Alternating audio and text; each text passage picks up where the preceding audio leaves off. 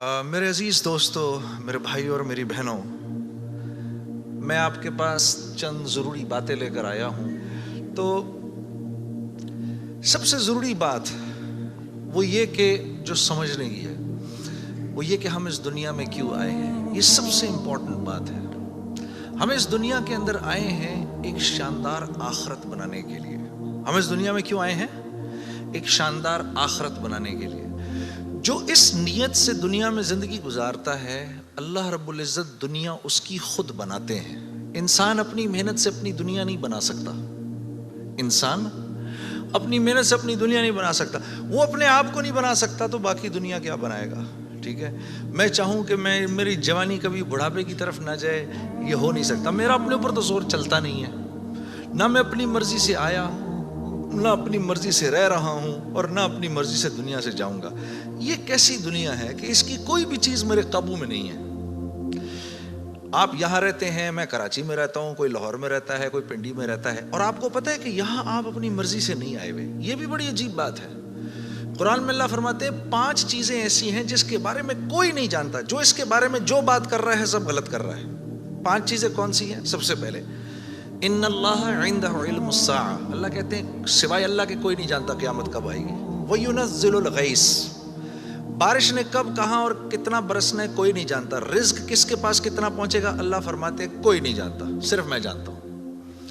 وَيَعْلَمُ مَا فِي الْأَرْحَامِ، ماں کے رحم میں یہ تو معلوم کر لیتے ہیں کہ بیٹا ہے یا بیٹی ہے، لیکن اللہ فرما رہے ہیں یہ نہیں معلوم کر سکتے کتنا جیے گا، کتنا کہاں رہے گا، کیا کھائے گا، کیا پیے گا، نیک ہوگا، بد ہوگا، فرما بردار ہوگا، نافرمان ہوگا۔ اللہ فرماتے کوئی نہیں جانتا۔ پھر اللہ فرما رہے ہیں وما تدری نفس ماذا تکسب غدا، کوئی نفس یہ نہیں جانتا، انسانوں کو چھوڑو، کیڑے مکوڑے بھی یہ نہیں جانتے کہ کل ان کو ان کا رزق کہاں سے ملے گا۔ مجھے نہیں پتا تھا کہ آج میں کھانا یہاں بیٹھ کے کھاؤں گا، کوئی آئیڈیا نہیں۔ اللہ کہتے ہیں کوئی نہیں جانتا۔ پھر اللہ کہہ رہے ہیں 5ویں چیز وما تدری نفس بأی ارض تموت، کسی نفس کو نہیں پتا کہ اس کو موت کب آئے گی اور کہاں آئے گی۔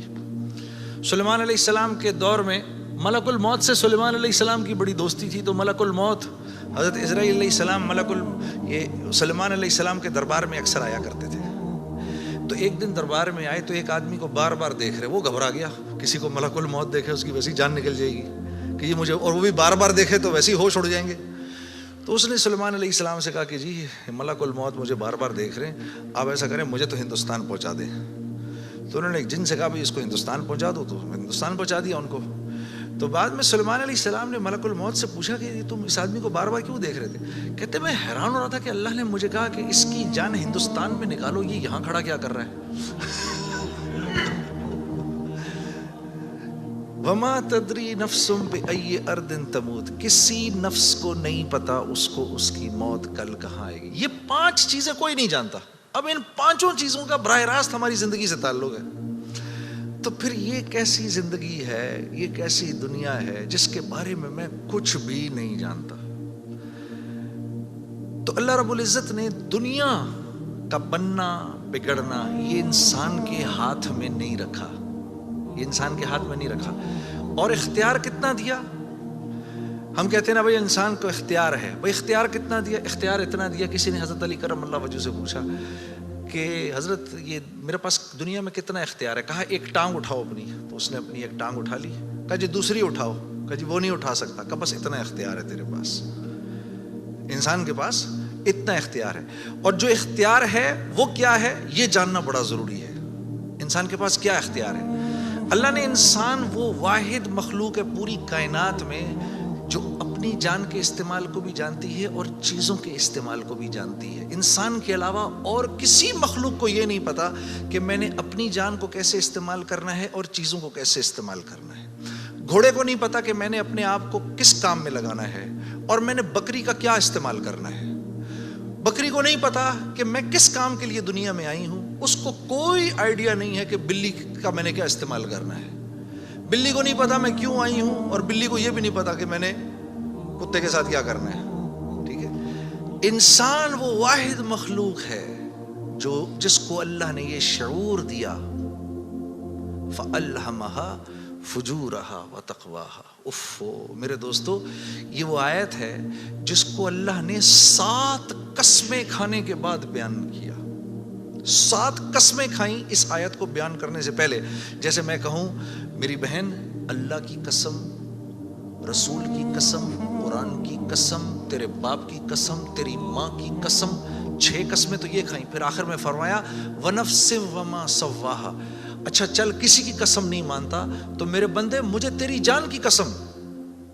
فَأَلْهَمَهَا فُجُورَهَا وَتَقْوَاهَا. کل قیامت کے دن آ کے مجھے نہیں کہنا یا اللہ مجھے نہیں پتا تھا سیاہ کیا ہے اور سفید کیا ہے. مجھے نہیں کہنا کل یہ قیامت کے دن، کیونکہ فَأَلْهَمَهَا الہام کیا ہے، میں نے تجھے الہام کیا ہے.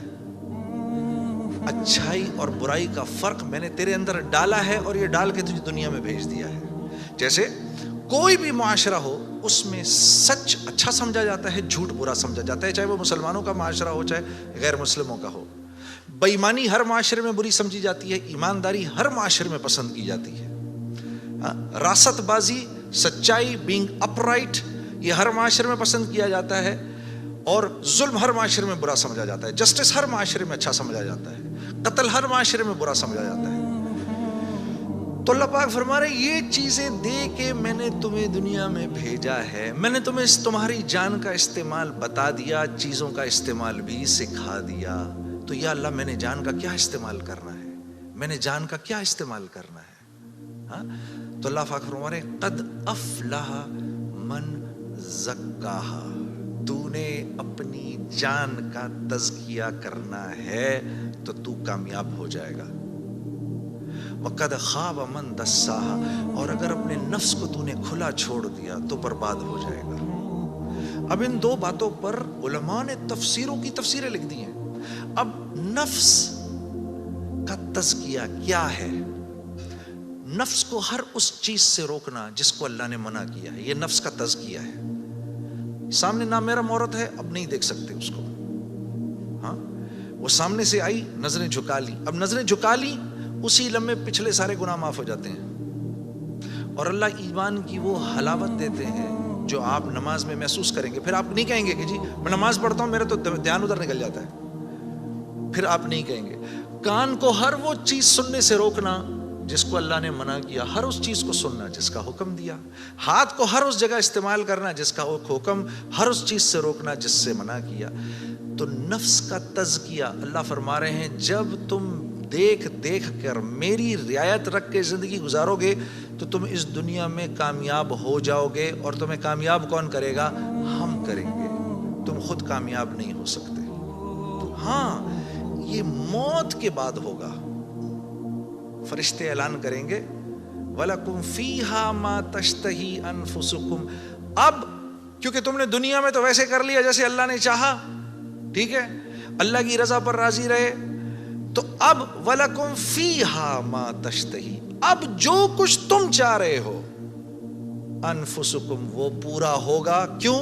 نزلا من غفور الرحیم، کیونکہ تم اب غفور الرحیم کے مہمان بننے والے ہو. تو اب جو چاہو گے پورا ہوگا.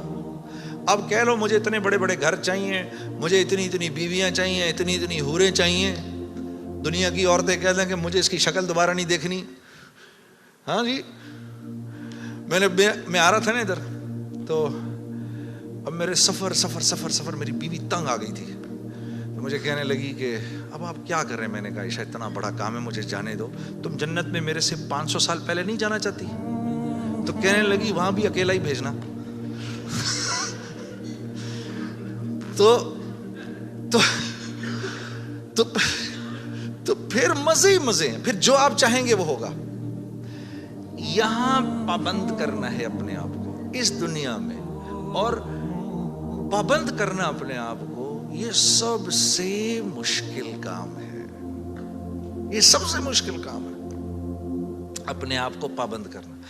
آدمی کو اپنے آپ کو پابند کرنا پڑتا ہے. دنیا میں جس چیز کو حاصل کرنا ہے اس کے لیے اپنے آپ کو پابند کرنا ضروری ہے. تو دین کے نفع اٹھانے کے لیے کہ میں دین کے نفع اٹھاؤں، اللہ نے جو حکم دیا اس کے میں نفع اٹھاؤں، اس کے لیے پہلے ہمیں اپنے آپ کو پابند کرنا پڑے گا. اسی طرح سے اللہ جیسے کہہ رہے ہیں جب وہ پابند کر لے گا تو پھر اس کے نفع اٹھائے گا، اور جو جتنا پابند کر لے گا اتنا ہی نفع اٹھائے گا. جیسے ایک گز زمین بھی زمین ہے اور پوری دنیا بھی زمین ہے. جس کے پاس ایک گز زمین ہے وہ ایک گز زمین جتنے فائدے اٹھائے گا, جس کے پاس پوری دنیا ہے وہ پوری دنیا کے فائدے اٹھائے گا.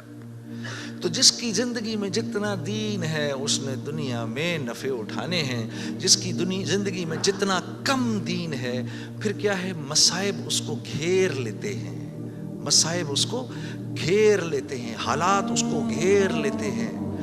کراچی سے, لاہور سے, فیصل آباد سے گلاسگو آ جانے سے حالات ٹھیک نہیں ہو جائیں گے. یہ کہیں اللہ کا وعدہ نہیں ہے کہ جگہ تبدیل کرے گا تو تیرے مزے ہو جائیں گے. نہیں, زندگی بدلے گا تو تیری زندگی بدلے گی. چاہے تو غربت میں ہے, چاہے تو امارت کے اندر ہے, چاہے تو وزیر ہے, چاہے تو محکوم ہے, چاہے تو دکاندار ہے, چاہے تو کارخانے دار ہے, اگر میری مرضی کے مطابق چل رہا ہے تو دنیا کی زندگی تیری ایسی بناؤں گا, دنیا کی زندگی کو تیرے لیے جنت کا نمونہ بناؤں گا. اگر میری مرضی کے خلاف تو چلے گا تو تیرے لیے تمام حالات اور تمام کامیابی کے نقشے ہونے کے باوجود تجھے مشکل میں ڈالوں گا. اور میرے عزیز دوستو, یہ ازل سے لے کر آج تک ہو رہا ہے اور آج سے لے کر ابد تک یہی ہوگا. اب آپ لوگ یہاں کیوں آئے؟ کبھی آپ نے سوچا بھئی آپ گلاسگو کیوں آئے؟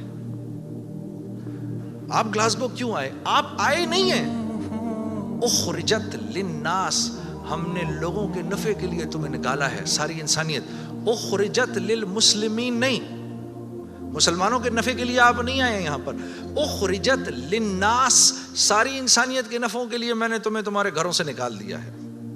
یا اللہ ہم نے کیا نفع پہنچانا ہے ان کو؟ تأمرون بالمعروف وتنہون عن المنکر, تم نے اچھائی خود کرنی ہے اور ان کو اچھائی کر کے دکھانی ہے. برائی سے خود بچنا ہے اور برائی سے خود بچ کے ان کو کر کے دکھانا ہے. آپ یہاں اس لیے آئے ہوئے, میں قرآن بتا رہا ہوں آپ کو. وتؤمنون باللہ, جب یہ کرو گے, جب تم ایسا کرو گے پھر میری ذات پہ تمہارا ایمان بنے گا, ورنہ نہیں. تب تم میرے حکموں پر چلو گے. ایمان نہیں بنے گا تو حکموں پر نہیں چلا جاتا, پھر اللہ کے حکموں پر نہیں چل سکتا آدمی. ایمان بنائے بغیر اللہ کو اللہ تو جانے گا, لیکن اللہ کی ذات کے تاثر سے دل خالی رہے گا. تو دل میں ہو اللہ کے غیر کی محبت, اور ہم کہیں کہ اللہ تو بھی آ جا ادھر, ایسا نہیں ہوتا. ایک حیادار عورت ہوتی ہے نا, حیادار عورت, وہ پہلے اپنے شوہر کے دل میں اپنی محبت دیکھتی ہے. وہ پہلے اپنے شوہر کے دل میں اپنی محبت دیکھتی ہے دور سے رہ کر. جب اس کو نظر آ جاتا ہے کہ اس کے دل میں میری محبت ہے, پھر قریب آ کے اپنے شوہر کے سینے سے لگتی ہے. لیکن ایک بے باک عورت تو یہ بھی نہیں دیکھتی کہ یہ شوہر ہے یا کون ہے, ڈائریکٹ چھلانگ مارتی ہے. تو اللہ رب العزت اور نیکی, مثال دے رہا ہوں میں, مثال کے طور پر ایک حیادار عورت کی طرح ہوتے ہیں. وہ پہلے آپ کے دل میں اپنی جگہ دیکھے گا, اللہ پہلے آپ کے دل میں اپنی جگہ دیکھتے ہیں. لیکن اگر اس کے اندر اللہ کے غیر کا تعفن ہے, اسی لیے تو پھر نماز میں دل نہیں لگتا. اچھا پھر نماز میں دل نہیں لگتا, پھر تھوڑی دیر بعد شیطان کہتا ہے بھائی کیا یار ٹائم ویسٹ کر رہا ہے یار, چھوڑ کوئی اور کام کر. ادھر اس نے نماز چھڑائی, ادھر شیطان نے نماز چھڑائی, ادھر آپ اور میں گئے کام سے. ادھر نماز گئی, ادھر ہم گئے, بس چھٹی, اب فارغ. اب فٹ بال کی طرح شیاطین کبھی لات ادھر سے ادھر ماریں گے, کبھی ادھر سے ادھر ماریں گے, کبھی ادھر سے ادھر. برکت بھی گئی, زندگی کی برکت گئی, مال میں برکت گئی. جو فجر کی نماز جان بوجھ کے چھوڑتا ہے اس کے چہرے سے اللہ صلحہ کا نور نکال دیتے ہیں. جو ظہر کی نماز جان بوجھ کے چھوڑتا ہے اس کے رزق میں سے برکت ہٹا دی جاتی ہے. جو عصر کی نماز جان بوجھ کے چھوڑتا ہے اللہ اس کے جسم کی طاقت کو سلب کر لیتے ہیں. یہ بیمار رہتا ہے اندر سے, اس کو بیمار رکھتے ہیں. جو مغرب کی نماز جان بوجھ کے چھوڑے گا اس کو اس کی اولاد سے کبھی کوئی نفع نہیں ہوگا, اس کی اولاد ساری زندگی اس کی نافرمان رہے گی. جو عشاء کی نماز جان بوجھ کے چھوڑے گا اس کو کبھی راحت چین کی نیند نہیں آئے گی. تو اس کے علاوہ میں نے دنیا میں کرنا کیا ہے, اور یہی 5 چیزیں تو چاہیے مجھے دنیا کے اندر.